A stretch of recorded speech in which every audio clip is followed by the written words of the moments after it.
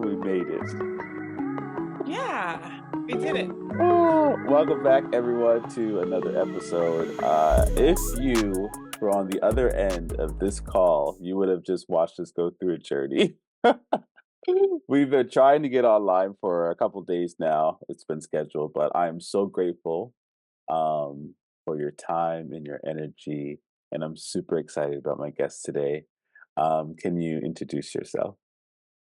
Yeah, so my name is Cozbi A. Cabrera, and I live in Evanston, Illinois, by way of New York. I'd been in New York um, all of my life up until about maybe going on 7 years now that we're in the Midwest. Hmm. And um, and I'm a multimedia artist, and I love working in textiles and painting and drawing, and so like anything that relates to sort of evidences of creativity, I Hmm. absolutely yeah. Thank you. And I am such a fan of your work and just what you represent as an artist and a creator. So I am so gracious of your kindness and your patience with me. And I'm excited. I'm very excited to chat today. I know bits and pieces of your story just based on reading your books and seeing you online. And I've never met you in person, but I've watched presentations of you through all the channels. So I'm excited to dive in a little bit. And I always ask this question because I think for me it's so important. What did little Cosby look like growing up? Can you tell me a little bit about little Cosby? Mm-mm. So she was an interesting child because I grew up in let's just say on the playground it was one thing. So I was told I was double-handed, and so Mhm. double dutch is a big thing in urban centers all over the United States. And if you're double-handed, you are of no use to anybody. And so I was the one who I was brandished as double-handed, so they wouldn't let me turn on the double dutch line, much less jump in. And and it's really funny because I was a child who um odds evens when you pick Mhm. the members of your team, I was just somehow or another always left over. Oh no. And so they call that the rag doll on the playground, it's like nobody wanted you on the team, Mhm. so that was, like, outside, and then in school, it was something else, because I had the same classmates from kindergarten through 8th grade mostly, Mhm. because I went to a little Catholic school, and so there I was, like, loved and admired and respected, and everybody thought that it was, like, really bright and that I had all the answers. Oh. Right. Well, they were always asking predictable questions, so Uh-huh. for Uh-huh. me, it's, like, easy to have answers. And then, yeah, and there was some, sort of creative talent that was showing up really, really early that got Mhm. noticed. Wow. Wow. 2 worlds. Definitely two worlds, definitely two worlds. And then how did your art and your love of multimedia and just like being creative come about? And I'm wondering, did that have a direct influence from a family member or a friend or even a teacher or someone in your educational life? So, I think so much creativity comes, in the way for children when they don't have enough to do. That's true. Yeah, and so, so for me, I was just excited about being alive, like, I would use the time, so I didn't care if it took, like, 3 days to crochet a sweater, it's like, Hmm. I'll do it. It's like yeah, and so that was a time also where everyone was watching the same thing at the same time. So, like, Wednesday night was something, and then Thursday night, we'd all be talking about the same thing, Hmm. not like now where things are being streamed independently and there's so many options, so there was like, I don't know, the feeling of a foment, Hmm. conversation and that sort of thing.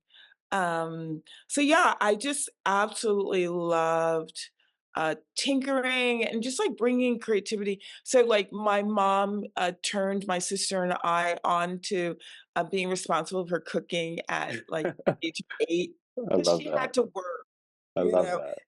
So when it wasn't my turn to cook, my sister had to do the dishes and, Mhm. grab the stove and sweep and mop and do the laundry,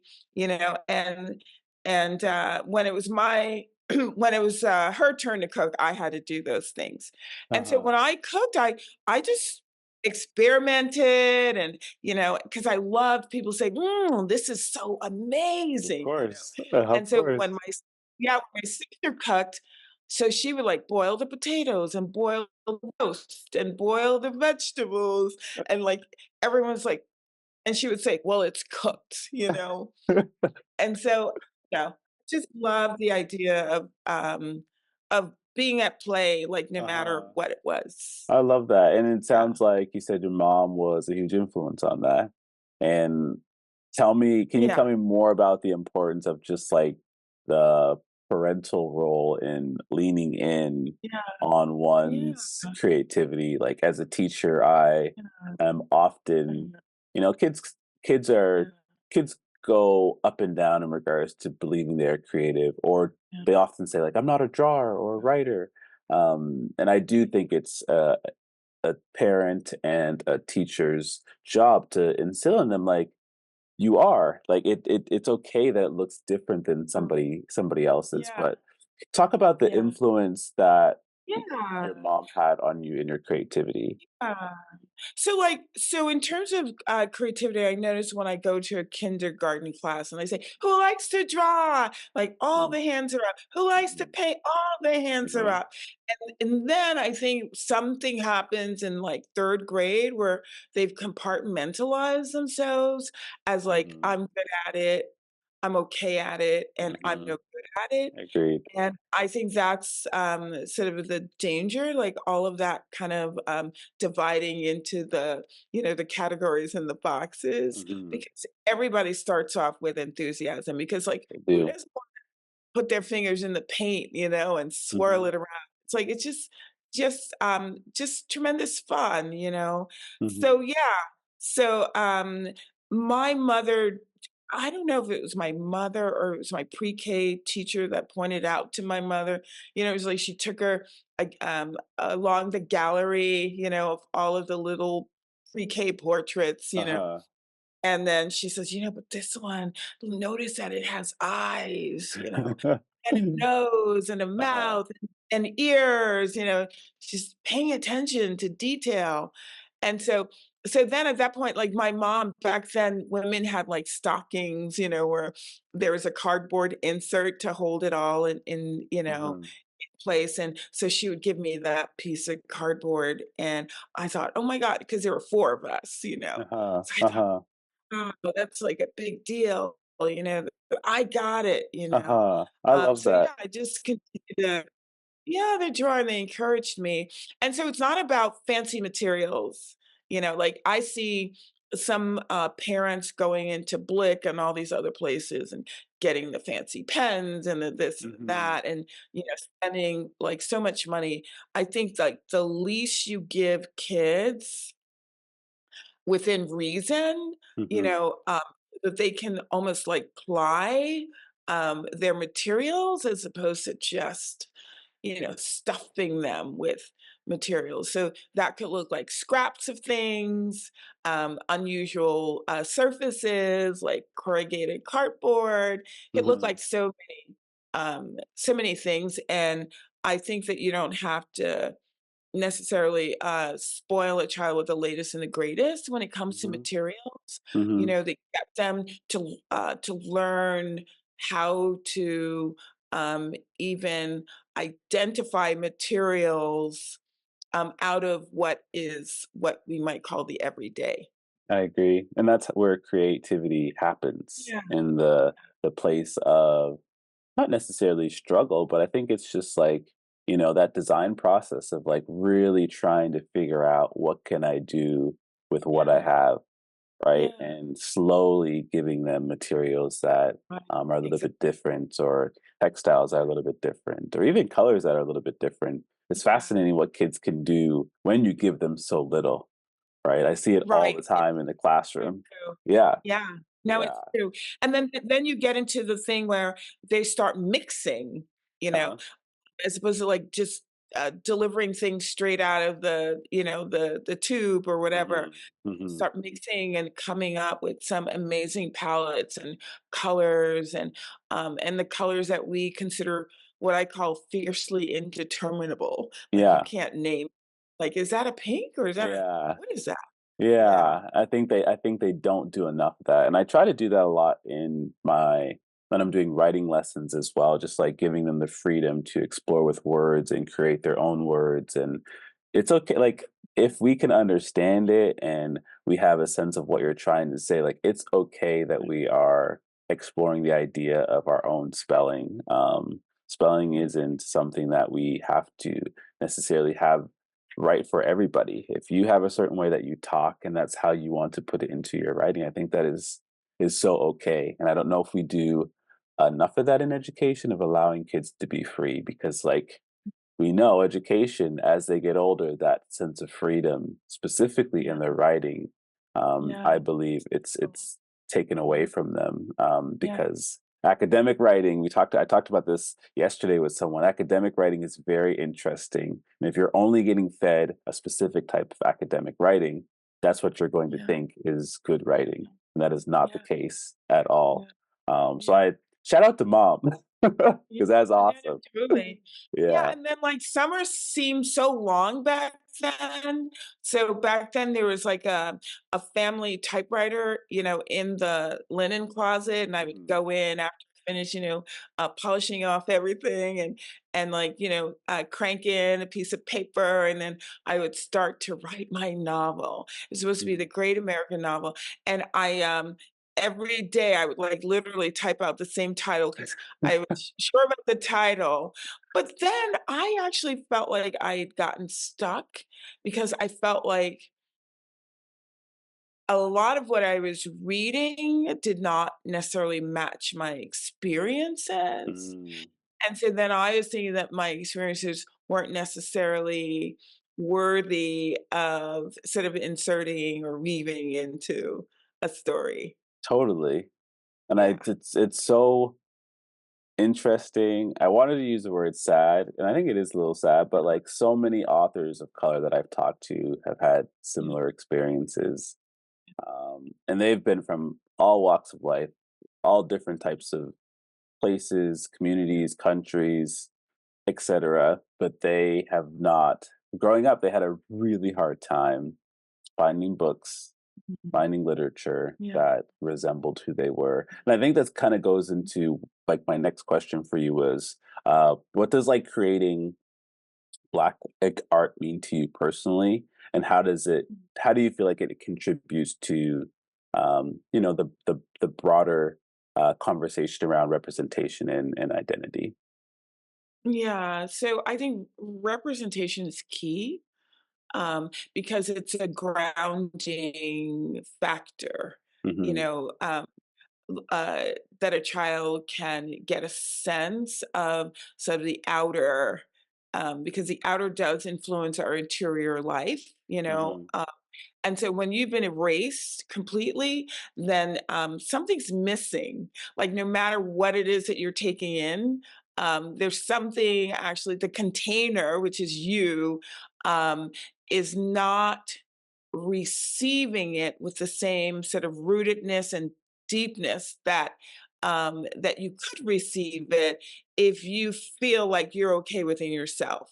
So, Hmm. like, I talked to you about those 2 worlds. So, like, at on the playground, every day, it's like the word ugly kept coming up because that's how they called me ugly, but it's like no one was contesting that, and I heard it repeatedly, so I just believed it, Of course. so that the very first time that somebody actually said it was beautiful, I must have been 18 years old, Wow.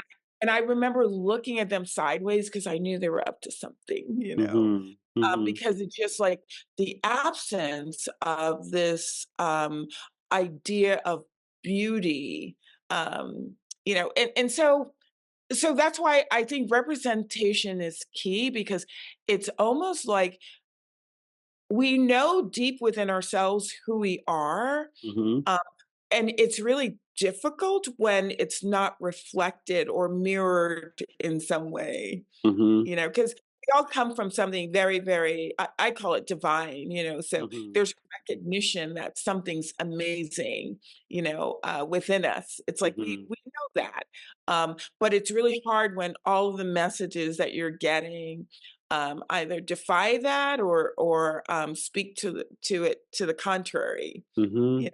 and then you're spending all that time trying to reconcile, like, what you know versus what's showing up, you know?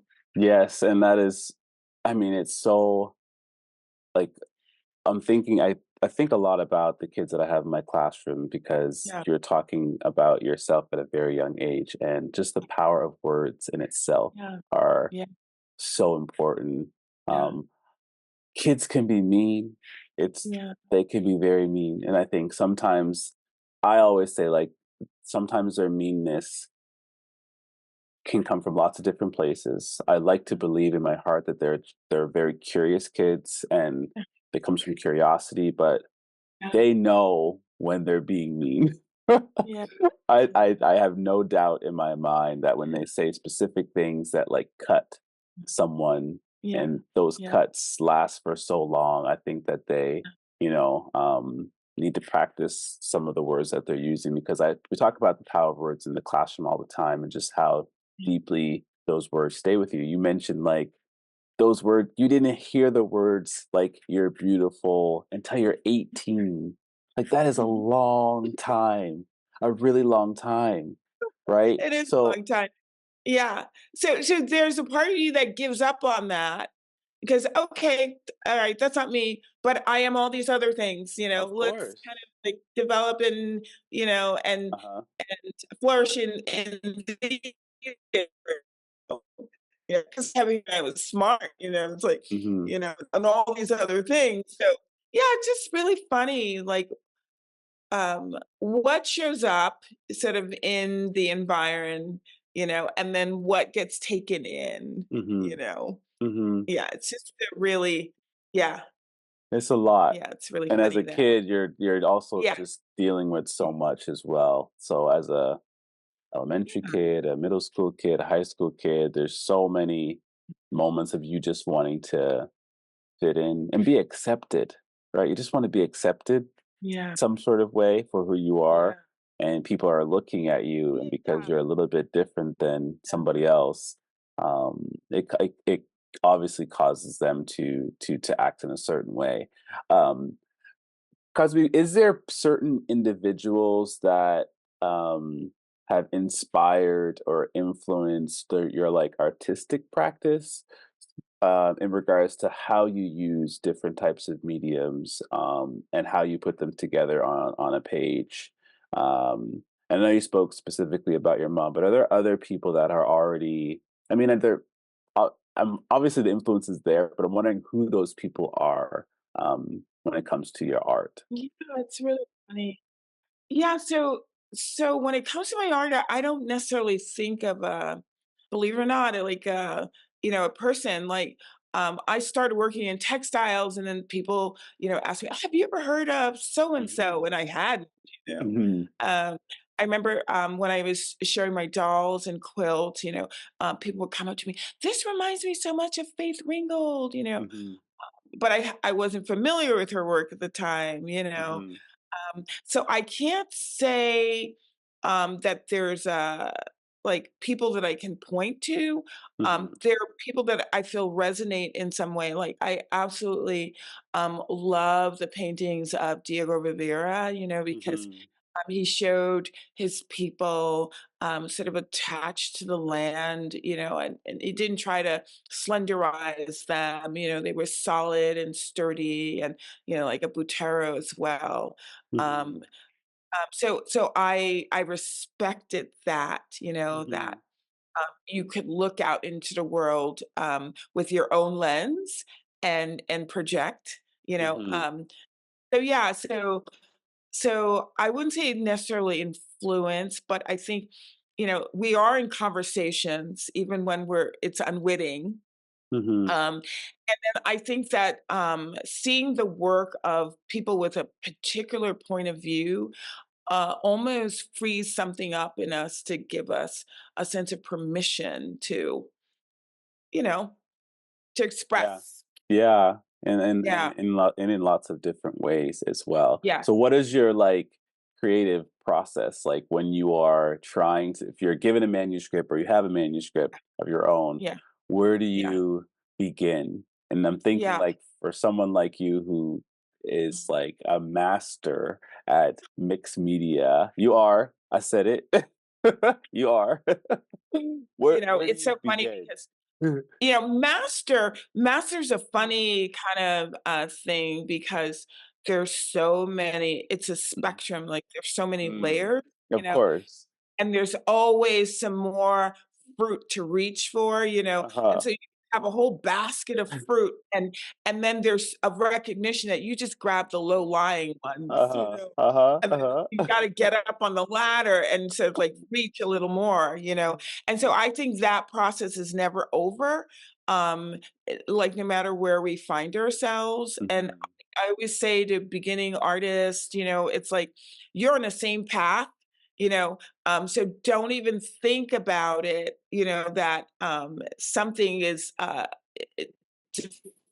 deficient or not yet realized. You're on the same path. Somebody may have walked a few steps ahead, but they're on Mhm. that same path and you're on the I same love that. path. I love that. Yeah, and I so love that. yeah, and so for a manuscript, I always first check for the language, if I love the language. So I may not love the language necessarily, I may love the subject matter, and it, gives me, um, sort of a reason to do a deeper dive into that subject matter, and so I'll take that manuscript. But I am, anything that's got a little brown protagonist, Mhm. you know, I do, look closely to, you know, I Yeah. tend to say, yeah, Of course, I get it. I totally get it. Yeah, and so when I'm taking something on, I don't do a close read of it because Mhm. something happens when you're reading closely where right away images start coming to you, and you want to be in a position where you are capturing those things that are coming to you. And so if you did your close read and you didn't capture it, then you don't get that first set of stuff that bubbles up. You Mhm. kind of you've missed it. Yeah. So, Yeah. yeah, I tend to do my deeper reading when I know that I'm in a position to, make some notes and do some thumbnails and Mhm. actually capture what's, showing up. I love that. Yeah, and then That yeah, and then for the thumbnails, I try to be very, how might I say it, loose about it, Mhm. Sometimes something is so specific and I've gotta sort of like, capture that and jot that down, but usually they're fairly loose, Mhm. because during the sketching, sort of designing phase of the book, I never, ever, ever wanna be so attached to what my precious little hands have done.